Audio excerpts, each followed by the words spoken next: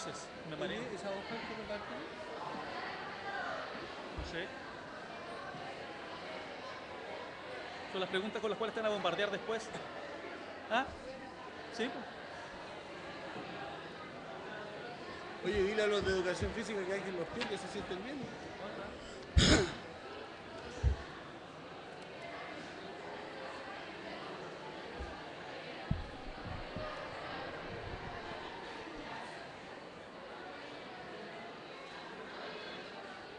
Carrasco y Carrasco. ¿A estos dos vamos ahí? La profesora me dijo nadie mira. ¿No, verdad?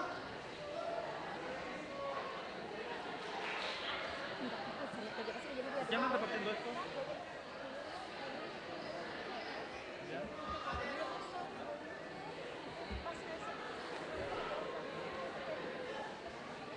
Ya, o sea...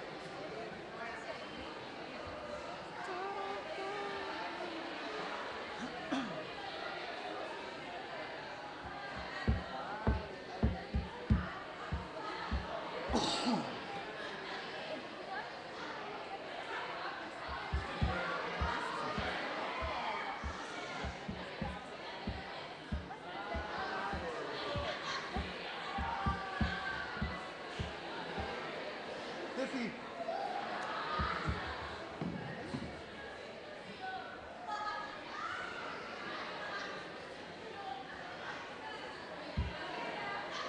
Eli, dale nomás.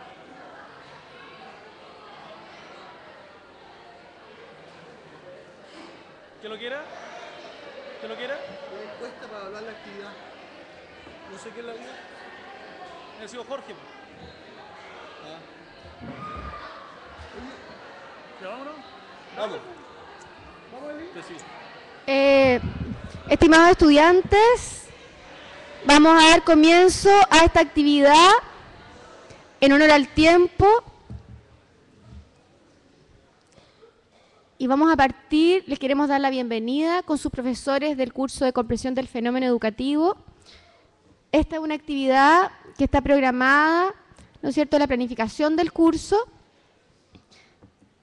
Nosotros la pensamos como un momento de reflexión para ustedes sobre la temática principal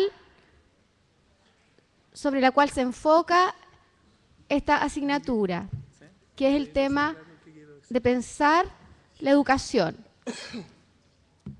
Para ello, ¿no es cierto?, organizamos esta actividad en la cual dos profesores de la asignatura van a plantear algunos elementos que nosotros vamos a tomar para reflexionar, para hacernos preguntas, para discutir y para ir enriqueciendo el conocimiento que ustedes han ido construyendo y que esperamos que sigan construyendo a lo largo de su formación acá en la facultad y en la universidad. Vamos a partir con el profesor Jorge Miranda, que nos va a exponer el tema de los dilemas de la educación chilena, en la cual él va a plantearle a ustedes preguntas, ¿no es cierto?, en torno al currículum, a los cambios, al estado en el que se encuentra, ¿no es cierto?, la discusión sobre educación en Chile, ¿ya? Y en segundo lugar, el profesor Rodrigo Ojeda, que nos va a plantear cómo nuestra universidad está respondiendo, ¿no es cierto?, frente a esta situación y específicamente cómo el modelo educativo de nuestra universidad a nosotros nos va situando en estos cambios, ¿no es cierto?, y nos permite ir respondiendo a lo que el entorno y el contexto socioeducativo nos pide, no solamente nacional, sino también internacional. Finalmente, yo les quiero pedir que en la medida que vayan teniendo inquietudes, preguntas, por favor, las vayan registrando en papelitos, ¿ya? Vamos a tener a dos estudiantes que amablemente se ofrecieron a recoger estos papeles para que los profesores los puedan responder. Así que los invito a que disfruten la presentación, a que puedan estar muy atentos. Y bueno, este ha sido un trabajo del equipo y estamos muy contentos de poder entregarles a ustedes este momento de reflexión. Así que ¿Parto yo? Bien. ¿Se escucha o no? ¿Ahí sí? ¿Se escucha? ¿No? Bueno, ahora sí. Bien, buenos días. Buenos días. Me imagino que el frío los habrá despertado y que evidentemente están revitalizados hoy día en la mañana. Además, hoy día es viernes chico, así que estamos preparándonos para partir. La idea fundamental, más que hacer una acabada presentación de todos los temas que están dando vuelta en educación, porque podríamos estar aquí creo que una semana y nos faltaría tiempo, es presentar algunos elementos de reflexión y algunos elementos que evidentemente nos van a llevar a plantearnos desde lo que significa ser estudiantes de pedagogía respecto a la discusión que hoy día se está realizando a nivel nacional en el ámbito de educación. Tal como decía la profesora Montanares, nosotros vamos a abordar dos ámbitos. Ustedes, si son atentos lectores de la realidad, estarán dándose cuenta que hoy día el movimiento estudiantil está planteando una serie de demandas a la política pública y al gobierno en particular respecto de algunos aspectos asociados a equidad, igualdad, calidad, etcétera. Algunos de estos temas vamos a conversar. Los que son estudiantes míos ya me habrán escuchado hablar muchos de estos temas y estas ideas. Vamos a ir profundizando y vamos a tratar de realizar, como decía la profesora Montanares, también una complementación un poco con lo que va a ser el gran desafío que significa la educación superior. Entonces, yo les pido que vayamos poniendo esto en contexto y vayamos poniendo esto un poco en la dinámica de lo que significa para este país particularmente, y para América Latina en general también, no es menor decirlo. La Organización de Estados Iberoamericanos ha ido planteando que evidentemente los países de América Latina están viviendo un proceso de reforma y transformación significativo, pero que no necesariamente ha tenido los réditos o los resultados que se espera. Y yo quiero conversar de eso, quiero conversar un poco en el tiempo que tengo de algunos elementos. No vamos a agotar el tema. Pero lo importante es que a partir de un poco de la conversación que vayamos teniendo, ustedes después en sus aulas con sus profesores puedan continuar la reflexión. Yo tengo que coordinarme aquí porque voy a ver como a los 15. Sí. Algunos elementos importantes. ¿Cuáles fueron los ejes de la reforma educacional de los años 90? Básicamente, como se señala, fueron tres: cobertura, mejorar la calidad y apuntar hacia la equidad en educación. Cada uno de ellos ha ido teniendo como un correlato desde la perspectiva de lo que significa la definición de política pública en este país en torno al tema educacional. Tanto los gobiernos de la concertación como el gobierno actual ha ido apuntando a la resolución con estrategias distintas, con métodos distintos probablemente, pero que en el fondo apuntan básicamente a estas 5 líneas que se van visualizando. Aumento del gasto público en educación. En el último tiempo se ha triplicado el gasto público en educación. Lo que ha ido estableciendo que educación ha pasado a ser un tema prioritario desde la perspectiva del gasto, porque ustedes podrán entender que si las reformas o las innovaciones que se quieren realizar no van acompañadas de financiamiento, son reformas que están en cierto modo perdidas, no tienen ningún futuro. Y por lo tanto, cada uno de los elementos que se ha ido incorporando de transformación ha ido acompañada de un gasto público. Desde el año 90 en adelante, el dato específico señala que Chile ha triplicado su gasto en educación. El segundo elemento que no ha sido menor y que ustedes lo vivieron siendo estudiantes secundarios probablemente, y hoy día siendo estudiantes de primer año de pedagogía ya están escuchando, que tiene que ver con los ajustes, con los reajustes, porque ya llevamos en 10 meses 2 ajustes, que sí, que no, que el terremoto entre medio y que hacemos y que no hacemos. Pero un elemento importante que a partir del año 90 se establece un ajuste curricular. Se pasa de una estructura curricular rígida, como la que existía en la ley anterior, la 19.000 y tanto, no me acuerdo el número exacto, pero a los decretos 220 y 232, en el que se establece un sistema de matriz curricular base. Esto significa una tremenda modificación a lo que había, porque hasta el año 90 lo que existía era un diseño curricular que establecía claramente todo aquello que los colegios debían hacer. Y por lo tanto no había autonomía ni libertad frente a eso, muy poca. Sin embargo, a partir del año 90 se plantea una matriz curricular base, que a los que nos gusta el fútbol es como que nos digan, mire, ¿sabe qué? Este es el rayado cancha y juegue. Pero no nos dicen si el juego es 4-4-2 o no sé, no nos dicen ninguno de esos esquemas, sino nos dicen juegue. Lo que entrega bastante autonomía y que se expresa en la definición de los proyectos educativos institucionales, que recogen un poco la filosofía de la organización educativa y que se tiene que transmitir también en el currículum. Ha sido lento el proceso, muchos de estos temas no han sido muy bien asumidos y más que caer en análisis crítico, que yo creo que sus profesores podrán compartirlo con ustedes un poco desde la experiencia que ustedes mismos y también los profesores tienen en el sistema educativo, podrán revisarlo. Un tercer elemento que tiene que ver con el mejoramiento de la profesión docente. Y aquí hay varios elementos, desde la dictación del estatuto docente en adelante, hasta lo que hoy día significa la instalación de la carrera profesional docente con todo lo que ello implica.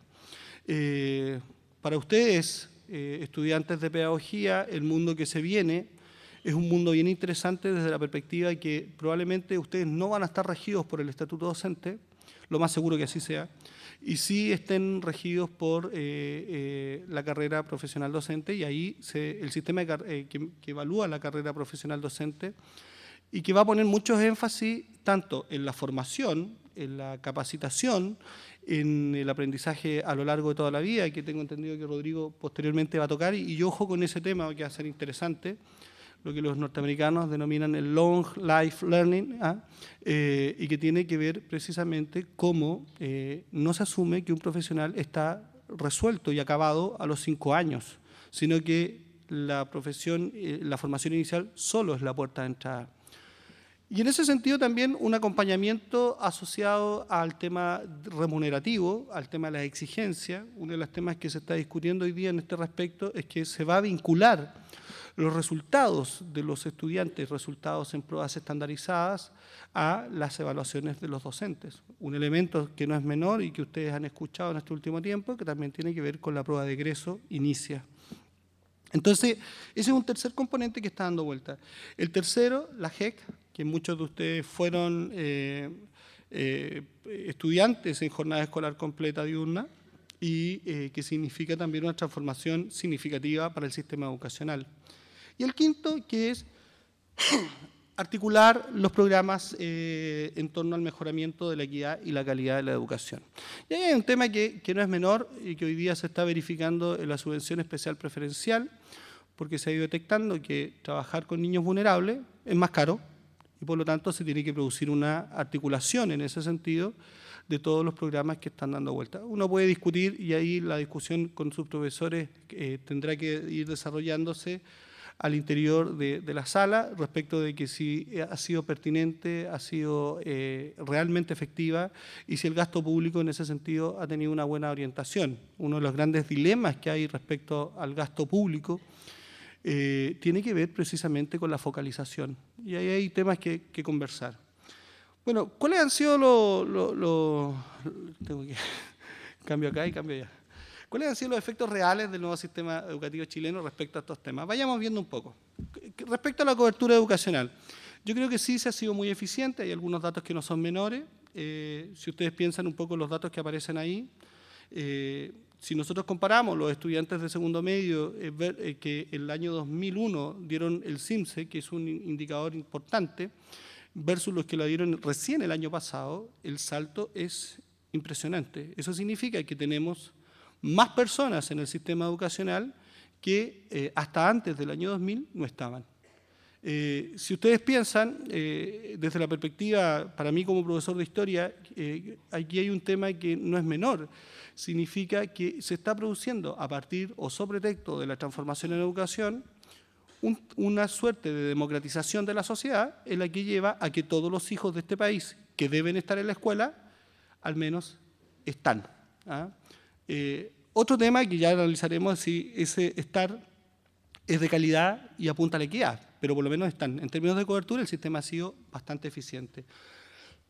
Si ustedes miran, los datos son del 2007. ¿Por qué son del 2007? Porque datos actualizados el Ministerio los va procesando y todavía las bases de datos del Mineduc todavía no están actualizadas. Pero si ustedes se dan cuenta, la tasa neta de matrícula, que es el número total de matriculados, está hablando de que hay un salto entre un año y otro, de los años que aparecen como referencia ahí, desde el 57.9 al 70 de la matrícula. Eso sigue aumentando. Hoy día se calcula que ya estamos sobre el 80% de matrícula neta. Y eso también nuevamente plantea temas que no son menores. Si ustedes lo analizan desde la perspectiva de las didácticas, que es un tema fundamental para usted, y desde la perspectiva de lo que significan los diseños de aula y lo que significa el desafío que ustedes van a tener como profesores el día de mañana, significa tener que trabajar con poblaciones que no necesariamente respondían a los estándares o a los cánones tradicionales. Yo siempre comento esto cuando a uno le toca ir a los liceos particularmente, y algunos liceos comerciales o liceos industriales o liceos técnicos. Muchos de ustedes vienen de esa realidad. Algunos profesores comentan que antiguamente los estudiantes daban sus pruebas con terno y corbata, como un elemento característico de que eran especiales. Claro, porque probablemente hasta antes de eso, quienes estaban adentro de los liceos era la élite. Hoy día están todos. Y no necesariamente todos pueden comprar cuello y corbata, sino que están nomás. Y ahí hay un tema que no es menor.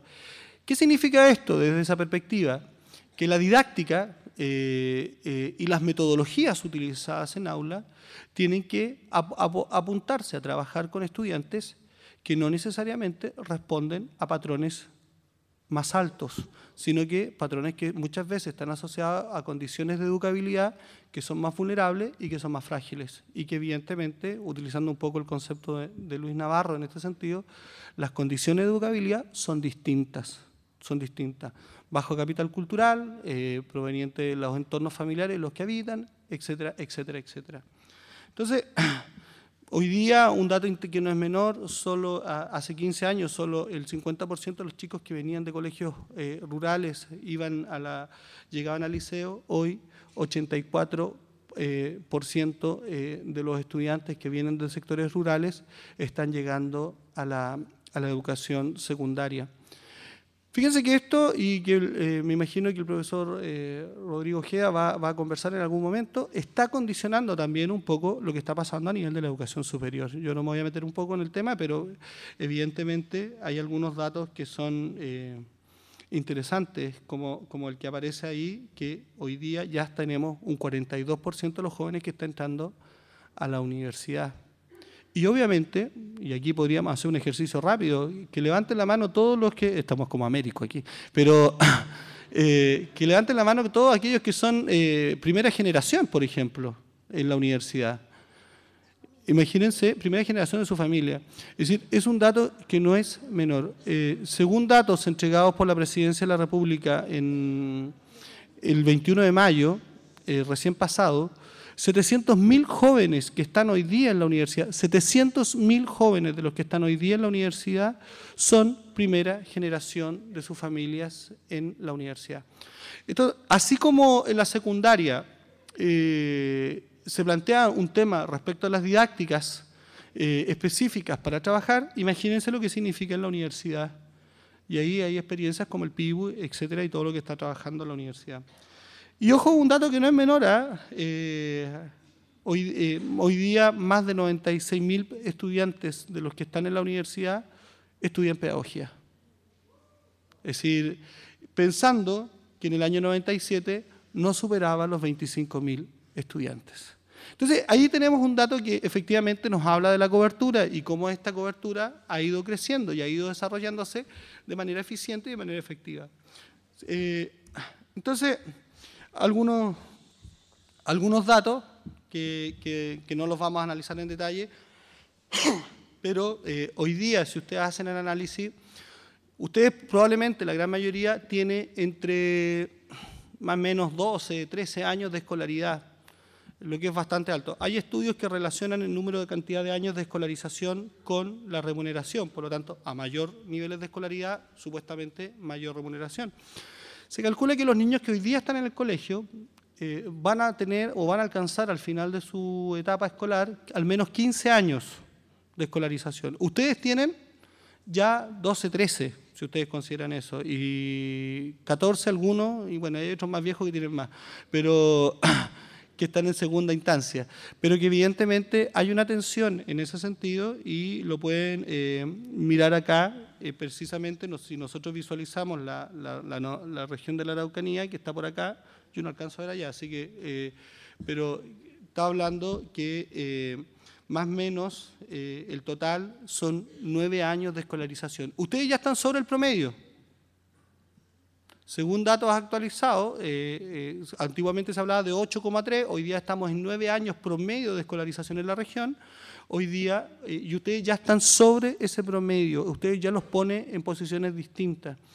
Y eso plantea tensiones que son interesantes y que evidentemente uno debe analizar. Fíjense que las mujeres, en el caso de nuestra región, tienen un punto porcentual más de escolarización que en el caso de los hombres. Fíjense bien en los niveles de estudio de la población, datos que son interesantes para el 2007 y que van hablando de un poco de cómo se ha ido cambiando la estructura de la escolaridad. Entonces, si ustedes se dan cuenta, la cobertura es un tema que abiertamente ha ido resolviéndose esta perspectiva.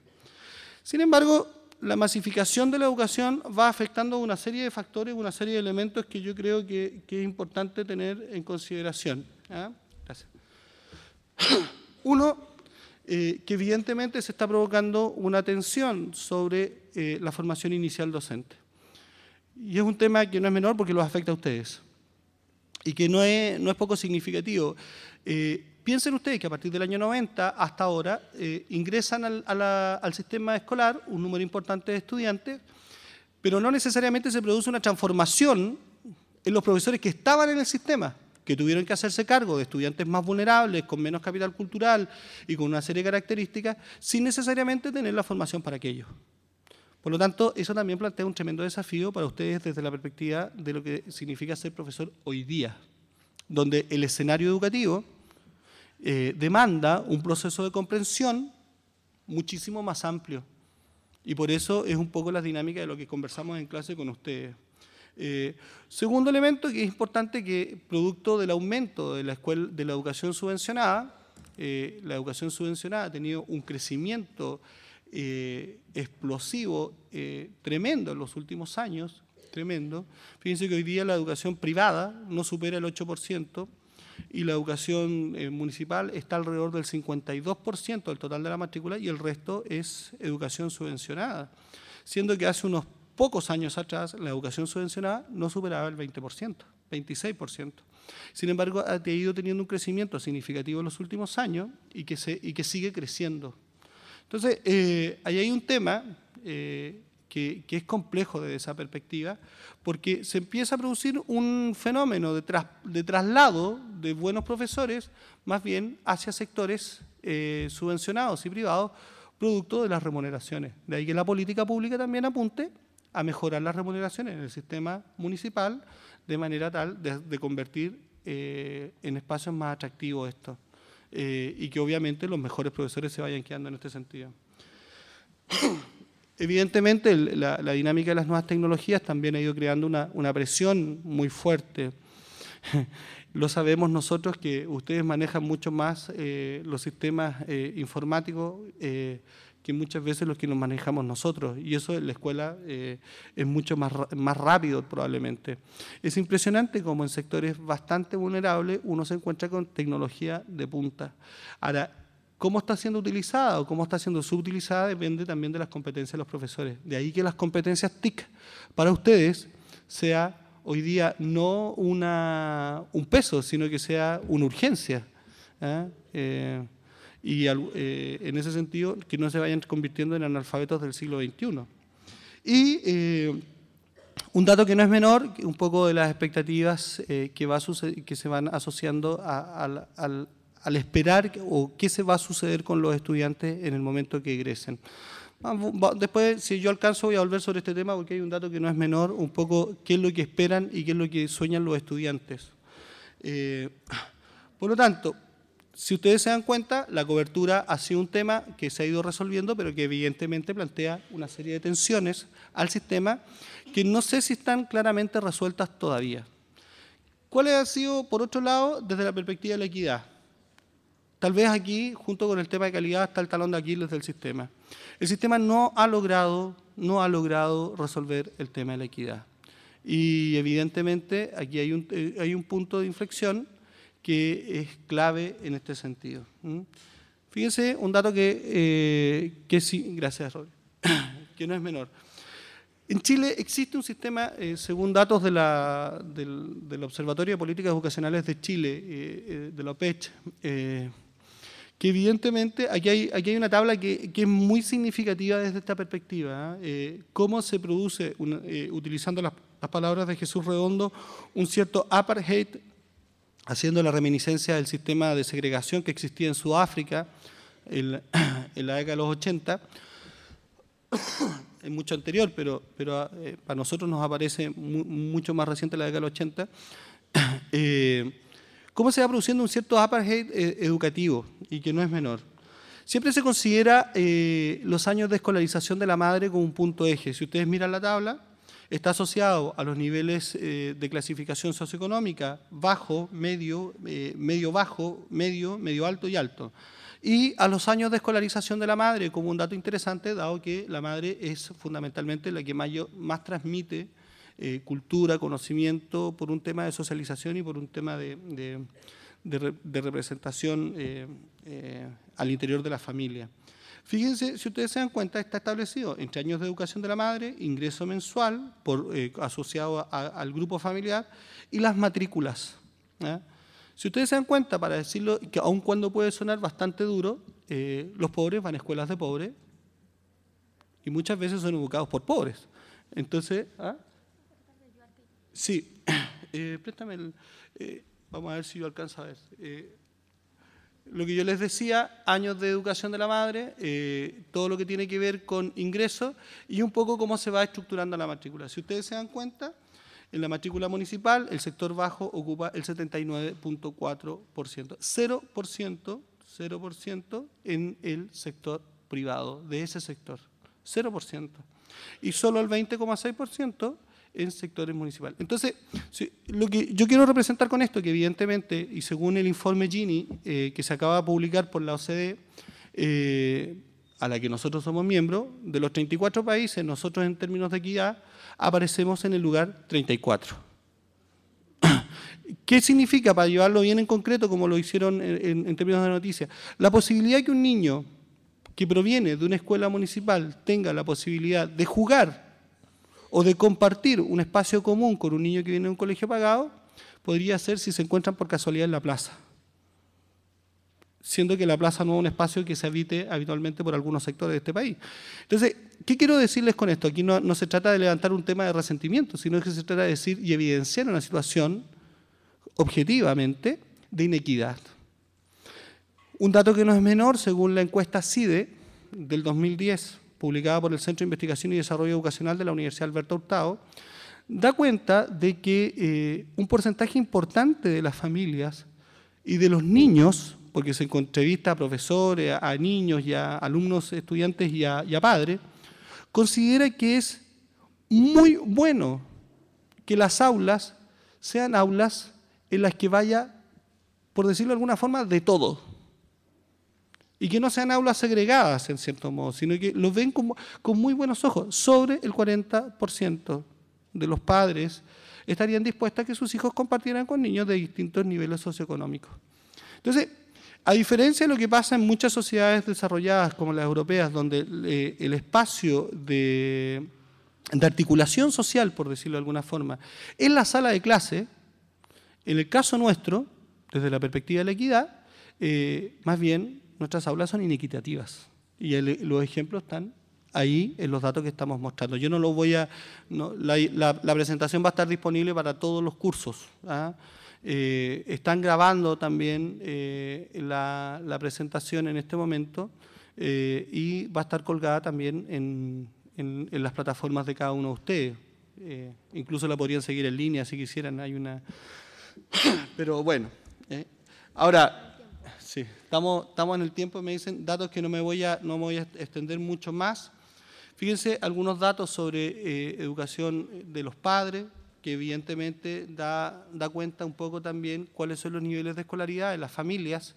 Y esto es súper importante en la medida que plantea cuál es el capital cultural de base. Para traducirlo bien en concreto, es decir, cuáles son los niveles de escolaridad que tienen los padres, de manera tal que eventualmente pudiesen ayudar a sus hijos.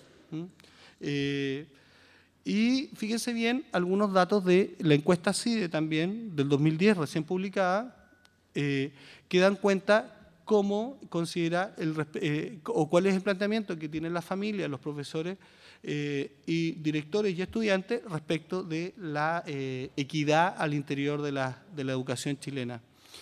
Es complicado, ¿no? Es un tema que nos deja una tarea pendiente muy fuerte y muy significativa.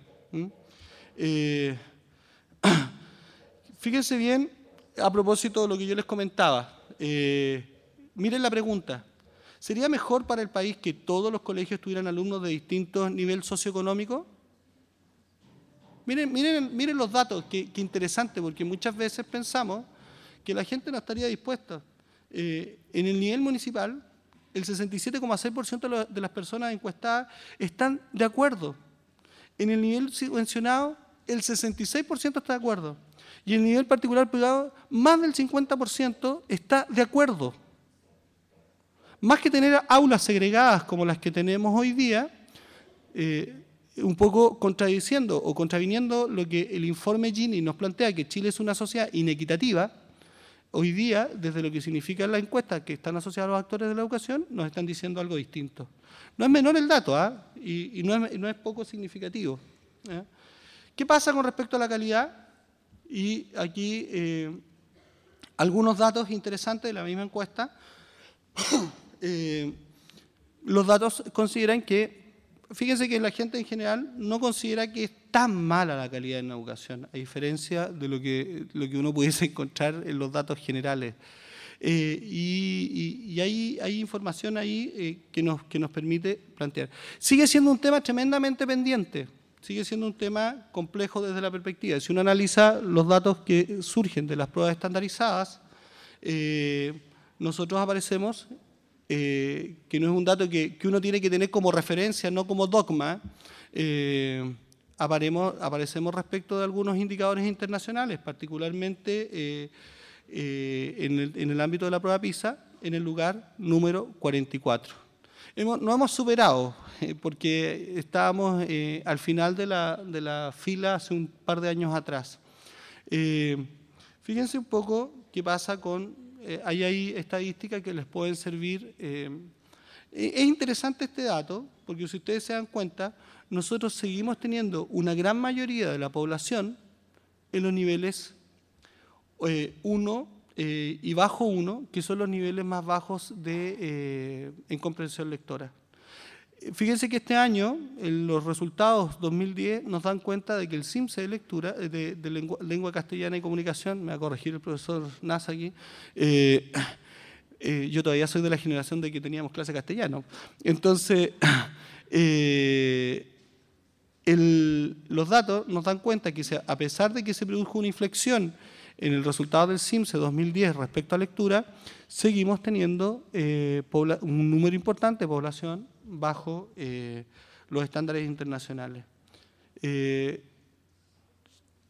Lo mismo pasa en datos que nos van hablando sobre lo mismo. No me voy a detener mucho en esto porque estamos ya contra el tiempo. Fíjense bien un poco los puntajes de lectura según dependencia, ¿ya? La municipal con 421 puntos, considerando que versus la particular pagada que tiene sobre los 540 puntos, que es un punto... Esto nuevamente habla de calidad, pero también de equidad, y que evidentemente da cuenta un poco de lo que está pasando en este país en ese sentido. Y aquí hay resultados en matemáticas donde los resultados son bastante peores. Todavía no logramos revertir el punto de inflexión que hay respecto de matemática. Seguimos teniendo resultados muy bajos y en la región particularmente siguen siendo extremadamente bajos. Desafíos, que es un poco lo que plantea. Bueno, los desafíos claramente son muchos. Primero, lograr una educación de calidad para todos, que no es un tema menor. Y que evidentemente darle un nuevo sentido al concepto de equidad.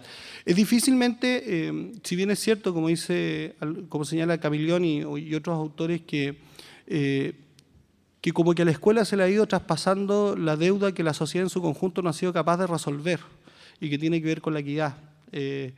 Piensen ustedes que, en definitiva, hoy día equidad y calidad pareciera ser que son dos elementos que van de la mano. Pero al mismo tiempo hay que señalar que no va a haber equidad en la medida que la sociedad en su conjunto no resuelva problemas que son tremendamente complejos y que tienen que ver con las desigualdades que se producen a nivel cotidiano. Más que hablar de liceos de excelencia o más que hablar de liceos prioritarios o liceos para todos, lo que uno debiera empezar a plantearse es cómo empezamos a generar zonas que sean prioritarias. En Francia y Argentina nos podrían dar cátedra. Zonas prioritarias en los que no solo entrara el Ministerio de Educación, sino que también entrara el Ministerio de Salud, el Ministerio de Vivienda, el Ministerio de Urbanismo, el Ministerio, el Ministerio de Justicia, el Ministerio de Medio Ambiente. Es decir, porque si ustedes empiezan a mirar la dinámica en su conjunto, lo que nosotros vamos visualizando, que estos niños que sufren situaciones de inequidad y que se enfrentan a mala calidad, también viven en entornos de mala calidad, viven en entornos inequitativos, tienen padres que tienen trabajos que no son injustos y que son inequitativos, y por lo tanto es más bien un tema que es más profundo y que no solo la educación. Un dato final, y con esto voy terminando. Miren, un poco cuando nosotros muchas veces nos fijamos en qué tenemos que hacer en la educación. Y con esto quiero terminar y darle el paso a Rodrigo. Fíjense, frente a la pregunta, ¿qué esperas de la educación que recibes en este establecimiento? Miren lo que contestan los estudiantes, y no es menor porque yo creo que nos tiene que interpelar como profesores. Sobre el 40% en séptimo básico dice desarrollar mi inteligencia y la capacidad de aprender. Y fíjense bien que si uno lo lee con el cuarto nivel, dice ser una persona de bien y responsable. El 22,2% de los niños contesta eso. Si sumamos esos datos, tenemos sobre el 60 y tantos por ciento, 68% de estudiantes que quiere ser mejor persona en definitiva. Y fíjense lo que pasa en el caso de cuarto medio. Es interesante un poco lo que los estudiantes nos están diciendo. Pareciera ser que, claro, el CIMSE es importante, pareciera ser que un montón de elementos son importantes, pero en definitiva lo que nos están pidiendo es decir, oye, cuidado, lo que quiero es hacer esto. Y si ustedes miran, no sé, este dato, miren lo que piensan los padres. Pareciera ser que es bastante más coherente. Los padres dicen que desarrolle su inteligencia y su capacidad de aprender y que sea una persona de bien y responsable. Fíjense que las personas que hablan de la PSU, por ejemplo, son datos bastante bajos. Estoy hablando de datos que se toman en una encuesta que se hace a nivel nacional, de Arica a Punta Arenas, cada 2 años por el Centro de Investigación y Desarrollo de la Educación del CIDE, y que nos está hablando sobre qué están pensando los actores de la educación, entre otros, padres, apoderados, profesores y directores. Así que el desafío que han planteado, tenemos deudas pendientes, equidad y calidad, y tenemos que empezar a asumirla, y eso pasa por realizar una buena comprensión del fenómeno educativo. Gracias.